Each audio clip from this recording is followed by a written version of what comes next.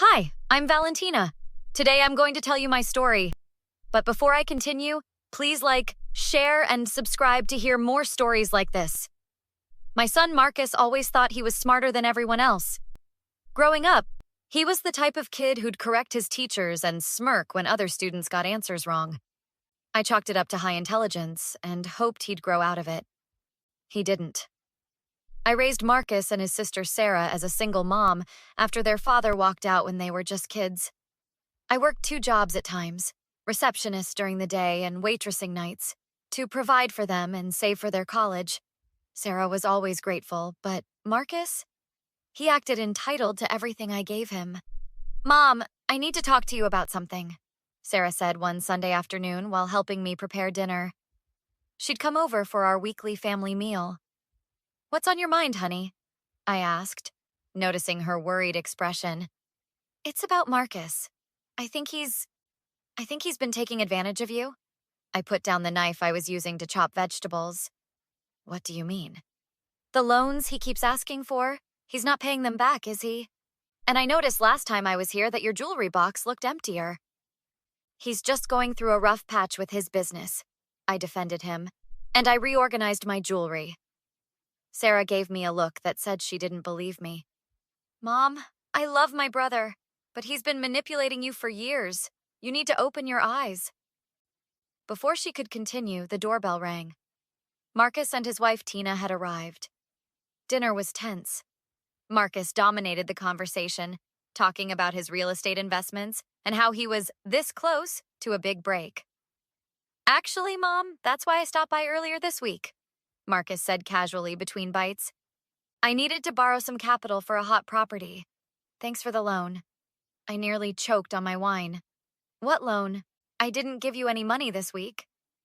Marcus laughed smoothly. "Sure you did. Remember? I stopped by Tuesday morning. You wrote me a check for $5,000? "No, I didn't," I said firmly. "I was at work all day Tuesday." "Mom, are you feeling okay?" Marcus asked, his voice dripping with concern as he glanced at Tina and Sarah. "Maybe you're forgetting things." Sarah put her fork down with a clank. "Cut it out, Marcus. Mom doesn't forget things." "Stay out of this, Sarah," he snapped. "This is between me and Mom."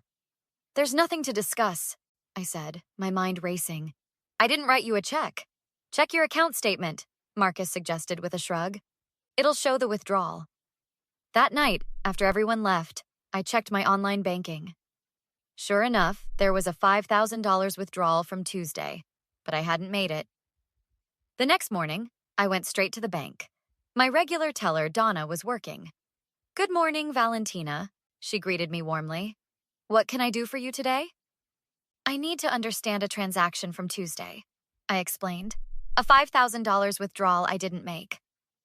Donna's smile faltered. "Let me look into that for you." She typed on her computer, her expression growing concerned. "It looks like a check was cashed. Would you like to see a copy?" When she showed me the check, my blood ran cold. It was my signature, or a very good forgery. "I didn't write this," I whispered. "I think you should speak with Richard, our manager," Donna said quietly. Richard was a kind man in his 50s who'd handled my accounts for years. He closed his office door after ushering me in. "Valentina? Donna tells me there's a problem with a recent transaction." "Someone forged a check from my account," I said. "For $5,000? Richard nodded gravely. "Do you have any idea who might have done this?" I hesitated. Accusing my own son felt impossible. I'm not sure." "We can file a fraud claim," Richard offered. "The bank will investigate, and if someone forged your signature, they could face criminal charges." "Can I think about it? I need to get to the bottom of this myself first." "Of course. But don't wait too long. There are time limits for disputing transactions." As I was leaving, Richard called after me. "Oh, and Valentina? I'm not supposed to tell you this, but someone tried to close your account yesterday. We required your in-person signature and ID, of course." I froze. "What? Who tried to close my account?" Richard hesitated. "Your son, Marcus. He claimed to have power of attorney for you, said you were becoming incapacitated. We told him we needed proper documentation. The room spun around me. Marcus had tried to steal $5,000 from me and then attempted to close my account entirely? What was he planning? Thank you for telling me, Richard, I managed to say. We've put a security flag on your account, he assured me. No one can make changes without your ID and in-person verification now. I called my best friend Elaine as soon as I left the bank. Can you meet me for coffee? It's important. 30 minutes later, we sat in a quiet corner of a cafe. Marcus forged a check from my account and tried to close it entirely, I explained, still in shock. That little snake? Elaine exclaimed. What are you going to do? I don't know yet, but I need to find out how deep this goes. Can you come with me to my house? I need to check something. Back at home, I went straight to my desk and unlocked the bottom drawer where I kept important documents. My hands trembled as I sorted through them. My life insurance policy is missing, I said. And so is my will. Elaine put her hand on my shoulder. Valentina, you need to talk to Sarah about this. Sarah arrived within an hour, her face pale with worry after my cryptic call. Mom, what's going on? Your brother stole $5,000 from me, tried to close my bank account, and now my insurance policy and will are missing, I said bluntly. Sarah's eyes widened. I knew he was taking advantage, but this is criminal. We need to call the police. Not yet, I replied. First, I need to understand how far this goes. Can you help me? Of course, Mom. What do you need? I need to get into his house. Tina mentioned they're going to that charity gala tomorrow night. I bet whatever he's planning, the evidence is there. Mom, Sarah looked concerned. Breaking in isn't the answer. Who said anything about breaking in? I have a key. I've watered their plants when they're away for years. The next evening, Sarah, Elaine, and I pulled up to Marcus's house. My hands shook as I unlocked the door. We'll be quick, I promised. Just look for my documents or anything suspicious. In Marcus's home office, Sarah found a folder labeled Mom in the filing cabinet. Inside were copies of my financial statements going back months, applications for credit cards in my name, and a draft power of attorney document. He's been planning this for a while, Sarah whispered. The most shocking discovery came when Elaine found a life insurance policy. My policy, with the beneficiary changed to Marcus alone. Sarah had been removed. How could he do this? I asked, tears streaming down my face. We have what we need, Sarah said firmly. Let's go. That night, I couldn't sleep. My own son had been systematically stealing from me and planning to take everything I had. The betrayal cut deeper than any pain I'd felt before. The next morning, I made 3 calls. To my lawyer, to a locksmith, and to the bank to schedule an appointment with Richard. 2 days later, I sat across from Richard in his office, a folder of evidence on my lap. Valentina, I'm glad you came in, he said. We need to discuss the fraud claim. Actually, Richard, I've discovered something disturbing. I explained everything we'd found, showing him the documents. This is very serious, Richard said. Identity theft and fraud are criminal offenses. I know. But before I go to the police, I want to make a few changes to my accounts. Richard nodded. What do you have in mind? First, I want to remove Marcus as an authorized user on all my accounts. Of course. And? Second, I want to close the joint account I opened with Marcus years ago. He uses it for his business, but it's still technically half mine. Richard typed something into his computer. That's the account ending in 4,732? It has a substantial balance. Yes, nearly $200,000. It's money from a property sale he made last month. He hasn't moved it to his business account? No, he's waiting for some investment opportunity, I said, my voice steady. I'd like to close it today. Richard looked uncomfortable. Valentina, that's a joint account. You have the legal right to withdraw your half, but taking everything could be problematic. Richard, I have documentation showing that Marcus stole at least $60,000 from me over the past year through forged checks and unauthorized credit cards in my name. I've spoken with my lawyer. This is perfectly legal. The bank clerk hesitated. Your son tried to close your account. She slid the paper across the desk. If you sign here, we can process your request. I signed the paper and closed his account instead. I'll also need a cashier's check for the full amount, I added. As I was leaving the bank, my phone rang. It was Tina. Valentina? Marcus is freaking out. He says all his money is gone. Did you do something? Tina, we need to talk. Not over the phone. Can you meet me at Elaine's house in an hour? When Tina arrived, Sarah and Elaine were already there for support. Tina looked worried and confused. What's going on? She demanded. Marcus is having a meltdown. Sit down, Tina, I said gently. There's something you need to know about your husband.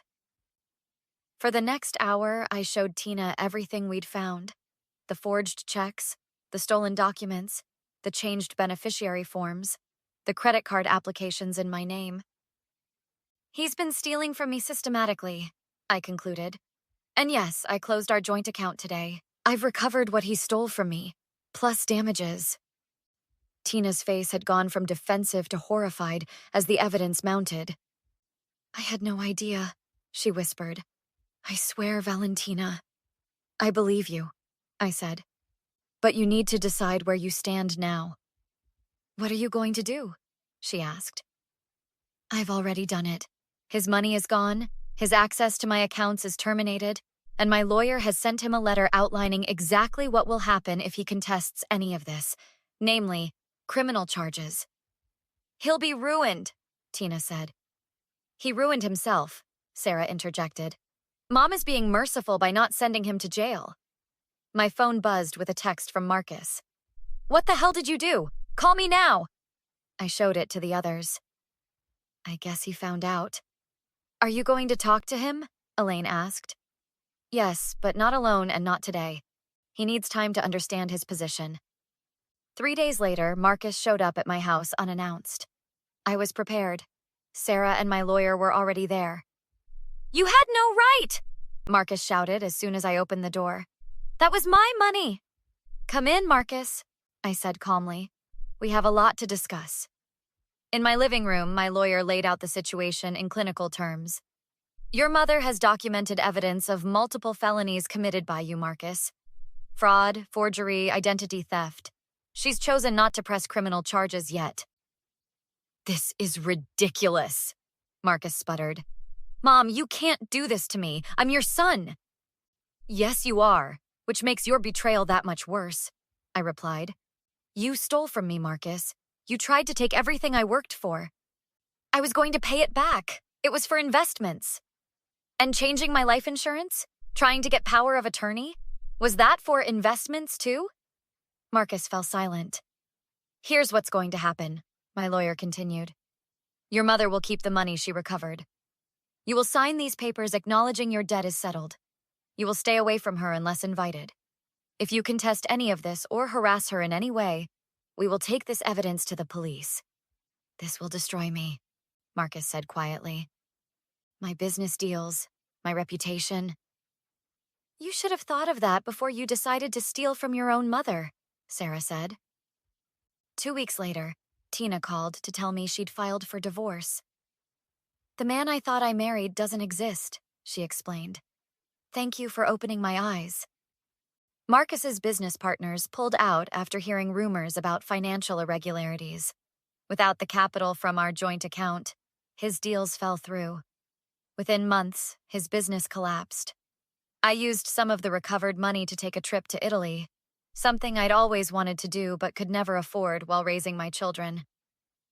Sarah came with me. Standing in the Sistine Chapel, looking up at Michelangelo's masterpiece, I felt something I hadn't experienced in years. Freedom. Are you okay, Mom? Sarah asked, noticing the tears in my eyes. I'm better than okay, I replied. I'm finally living for myself.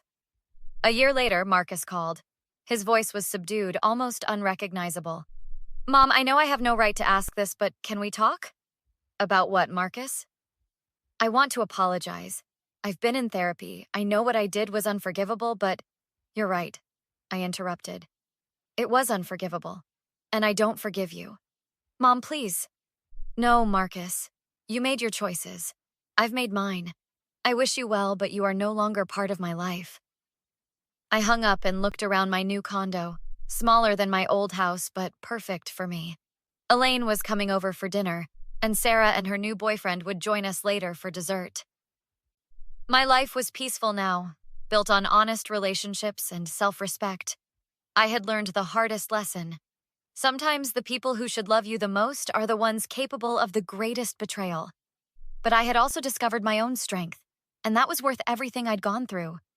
So let me ask you, have you ever had to cut someone toxic out of your life completely? Or do you believe in second chances? Comment below with your thoughts.